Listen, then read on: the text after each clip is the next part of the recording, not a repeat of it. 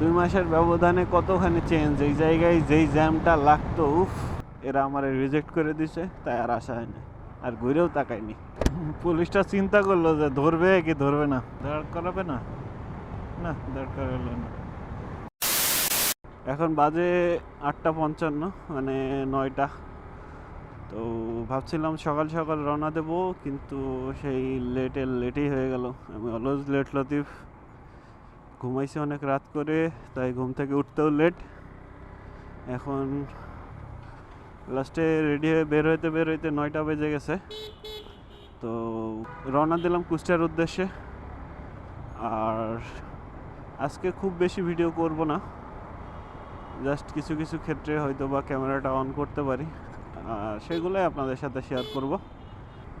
আর কালকে যে ভিডিওগুলো করছিলাম, নিজের কাছে খুব খারাপ লাগছে। ম্যাক্সিমাম প্রায় অর্ধেকের একটু কম ভিডিওই আমার হচ্ছে স্লোমোতে রেকর্ড হয়ে গেছে। আমি খেয়ালই করি নাই, ক্যামেরাটা যে খুলে একবার দেখবো, অন্য সময় মাঝে মাঝে দেখি, কিন্তু এবার আর চেক করা হয় নাই, তাই করা হয় নাই। এখন দেখা যাক ওই ভিডিও নিয়ে কিছু করতে পারি কিনা। ভিডিও করতে পারলেও তো আপনাদের কাছে শেয়ার করতে পারবো, কারণ সাউন্ড তো স্লোমোর সাথে আসে না, অনেক সাউন্ড ছিল। So hello guys, this is Foysal and welcome to my YouTube channel Foysal's Vlog. Kushtia বহুদূর, চলেন যাই। জ্যামের ভিতরে কথা না বললে, জ্যাম থেকে বেরোই, তারপরে কথা বলতেছি। অনেক কষ্টে জ্যাম পার করে আসছি, একদম ধোঁয়াধার জ্যাম। ওরে বাবা বাবা, এমন অবস্থা। এই সাইডে আবার রাস্তার কাজ চলতেছে, এই কারণে আরো জ্যামটা বেশি। ধুলার চোটে ওখানে দাঁড়ানো যাচ্ছে না, আর রোদ যেরকম তা তো দেখতেছেন আপনারা। দেখ, এখন তো আর অ্যাটলিস্ট ওই রকম জ্যামে পড়বো না, এখন আরামে যাইতে পারবো। এটুকু আসতে আমার প্রায় 35-40 মিনিট লেগে গেছে, 15 কিলো রাস্তা, এত সময়। তারপরেও যদি এই ক্ষেত্রে বাইক না হয় অন্য কিছু হইতো, তাহলে আরও বেশি টাইম লাগতো। প্রায় জাহাঙ্গীরনগর ভার্সিটির কাছে চলে আসছি, তো এইটুকুই তো আর জ্যাম হইতে পারে। আর হয়তো বা নবীনগর পার হয়ে একটু জ্যাম পাইতে পারি। এই জ্যামটুকু পার হওয়ার পরে আরামে রিল্যাক্সে চলে যাব। আর বিটের সাইজ কি, ওরে বাবা রে। জিক্সারের একটা জিনিস খুব ফিল করি, যে বিট যদি একটু বড় হয় তাহলে নিচে বাইধে যায়, অনেক সাবধানতার সাথে উঠানো লাগে, নয়তো বাইধে যাওয়ার চান্স থাকে অনেকটা। এই জাহাঙ্গীরনগর ইউনিভার্সিটি, এখানে আসছিলাম একবার শুধু এক্সাম দিতে, কিন্তু এরা আমার রিজেক্ট করে দিছে, তাই আর আসা হয়নি, আর ঘুরেও তাকায়নি। রিজেক্ট করলো কেন? তাহলে যোগ্যতা ছিল না, তো এই জন্য চান্স পাইনি। যোগ্যতা থাকলে চান্স পাই যাইতাম। তো এখন চান্স বাদ দিই, আমি যাই কুষ্টিয়ার দিকে, আপনারাও দেখতে থাকেন। নবীনগর পার হয়ে চলে আসছি, এখন বাজে হচ্ছে 9:35। মানে আমার এত দূর আসতে আমার 40 মিনিট সময় লাগছে। তো সে তুলনায় আসলে ঢাকার ভিতরে কম সময় লাগছে। যাওয়ার সময় 1.5 ঘন্টা লাগছিল রাত্রে, তাও এই সময় যে এত কম লাগবে তা ভাবিনি। আমি ভাবছিলাম অ্যাটলিস্ট 1 ঘন্টার উপরে লাগবে। তো সুবিধাই হয়েছে, একটু ফাঁকাই ছিল, হালকা একটু জ্যাম ছিল। যাওয়ার সময় যেরকম জ্যাম ছিল একদম গাবতলি পর্যন্ত, ওই রকম জ্যাম না, হালকা ছিল। এটা সাইড সুইড দিয়ে চলে আসছি। আর তোমরা যাও সাইডে, আমি যাব সোজা, কারণ আমার এখন সাইড সুইডে ঢোকার মতো সময় নাই। মানে আমার কুষ্টিয়া পৌঁছানোটা জরুরি, মানে লেট করলেই দেরি হয়ে যাবে, তাই লেট যাতে না হয় সেই ব্যবস্থাই করতে হবে। আগেরবার আসছিলাম, এই রাস্তাটুকু কমপ্লিট হয়েছিল না, ওই নিচ দিয়ে একদম ভাঙাচুরা রাস্তার ভিতরে আসতে যায় হেভি হ্যাসেল ফোন লাগছিল। এই 2 মাস আগের কথা।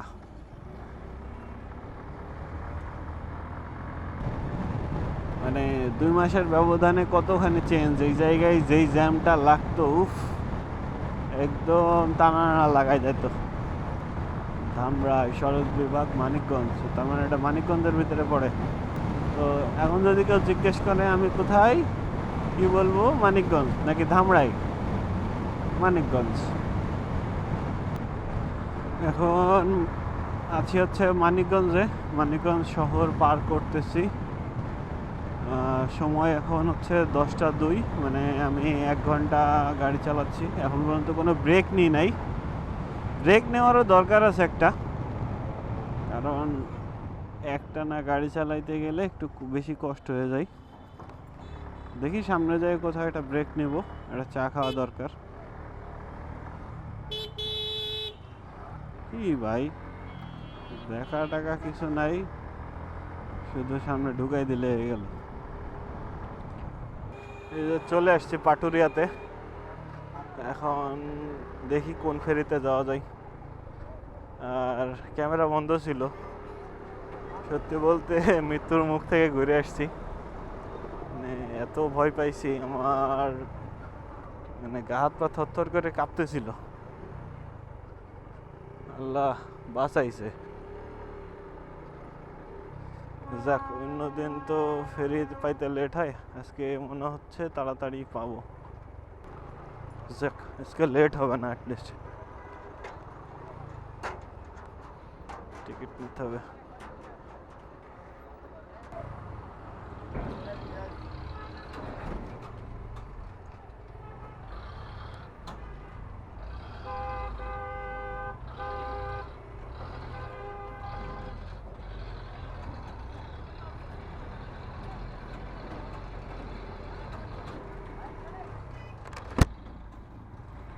ও, আবার সেই 7 নম্বর ঘাটই,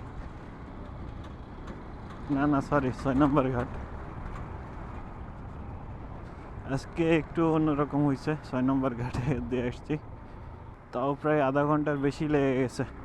যদিও আমি ফেরি ছাড়ার ঠিক আগ মুহূর্তেই ফেরিতে উঠছি, আমার পরে আর একটা গাড়ি ঢুকছে মনে হয়।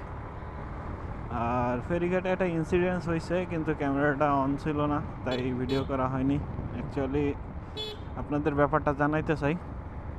সেটা হচ্ছে, আমি যখন ফেরির আগে, ফেরিতে ঢুকতে একটা জায়গা আছে যেখানে আর কি ওই ট্রাকের টোল মোলগুলো নেওয়া হয়, ওইখান থেকে আমাকে দাঁড় করাইছিল। ওইখান থেকে ঘাটের টোলটা নিয়ে নিয়েছে, ঘাটের যে চার্জ থাকে সেটা নিয়ে নিয়েছে।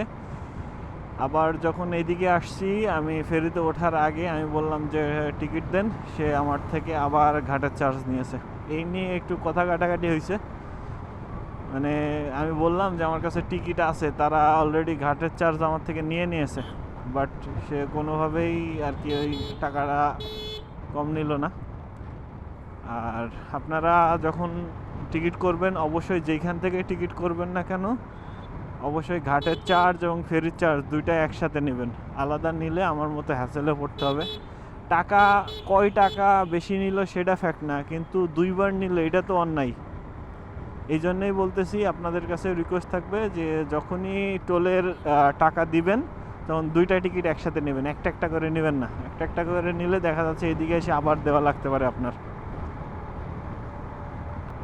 এখন বাজে হচ্ছে 11টা, হয়তো বা কুষ্টিয়া পৌঁছাইতে আশা করি আমি 1টার ভিতরে কুষ্টিয়াতে ঢুকতে পারবো যদি নর্মালি যাই।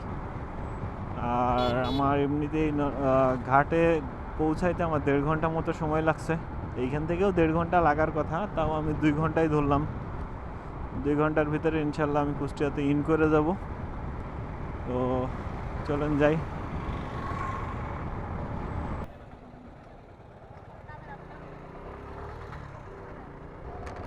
পুলিশটা চিন্তা করলো যে ধরবে কি ধরবে না, তারপরে না ধরে ছেড়ে দিল। Thank you. না ধরার জন্য একটু সময় নষ্ট হইতো, তাই তাছাড়া তো আমার কাগজপত্র সবই আছে। আমার মনে হয় না আমি গাড়ির কাগজ করার পরে কাউকে কাগজ দেখাইছি। সে দাঁড়াইছি, জিজ্ঞেস করছে, আবার ছেড়ে দিছে।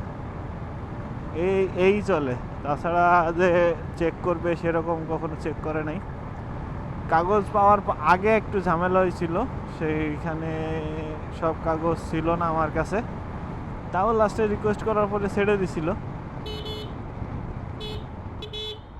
এখন বাজে হচ্ছে 11টা 35। আমি এখন আছি হচ্ছে রাজবাড়িতে।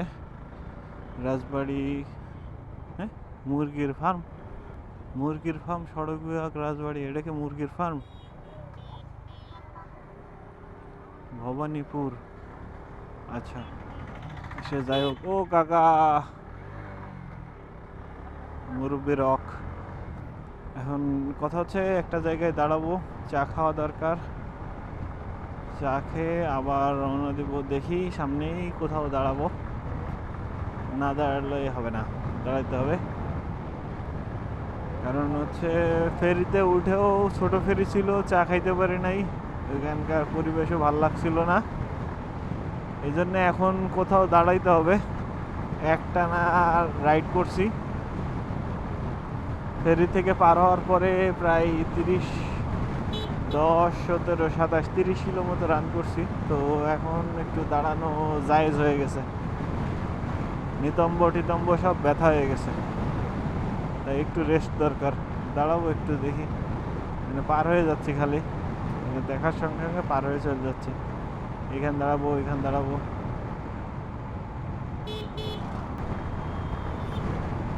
সরি, এখানে সাইনবোর্ডে লেখা 40, আমার গাড়ির স্পিড 70, 75। এখানে দাঁড়ানো যায়, চলে আসলাম। আচ্ছা, সামনেই যাই। কথা দিয়ে খালি কথা রাখতে পারতেছি না, খুবই অন্যায় ব্যাপার, তাই না? ইনশাল্লাহ এবার সামনে দাঁড়াবোই দাঁড়াবো। তো দাঁড়াইতে হইলে একটু স্লো যাইতে হবে। এখান থেকে কুষ্টিয়া কত দূর দেখাও মামা? 60 কিলো। বাহ, এখন আমার এইখান থেকে 60 কিলো যাইতে হবে অ্যাটলিস্ট, তার মানে 2 ঘন্টার রাস্তা। দাঁড় করাবে না? না, দাঁড় করালো না, তাহলে আর কেন হইল? এই দাঁড়াবো দাঁড়াবো করে এই যে খোকসা পার হয়ে গেলাম, আর দাঁড়ানোর ইচ্ছা করে? মানে এক টানা গাড়ি চালায় চলে এসছে খোকসা, আর দাঁড়ানোর ইচ্ছা নাই। তবে এইখান থেকে চলে যাব কুষ্টিয়া। যাক, দীর্ঘ রাস্তা পাড়ি দেওয়ার পরে এই যে কুষ্টিয়ার ভিতরে চলে আসছি। আমি এখন আছি হচ্ছে মাসুদ রুমি সেতু, গড়াই ব্রিজের উপরে। তো ভালোই পেইন খাইলাম আজকে রোডের ভিতরে, বাট সেফলি আরামসে চলে আসছি। ব্রিজের উপরে রাস্তা একটু বেশি ভালো। Welcome to Kushtia. শেষমেশ ঘরের ছেলে ঘরে ফিরে আসছে। 3 দিন, একদিন গেছি, মাঝখানে একদিন থাকছি, আবার এই যে সকালবেলা উঠেই ব্যাক।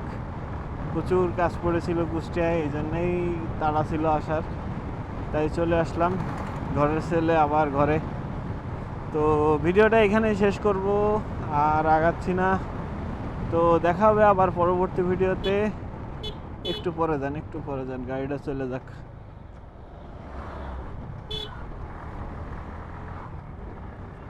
সো দেখা হবে আবার পরবর্তী ভিডিওতে। ততক্ষণ পর্যন্ত ভালো থাকবেন, সুস্থ থাকবেন, আর সবসময় সাবস্ক্রাইব করে সাথে থাকবেন।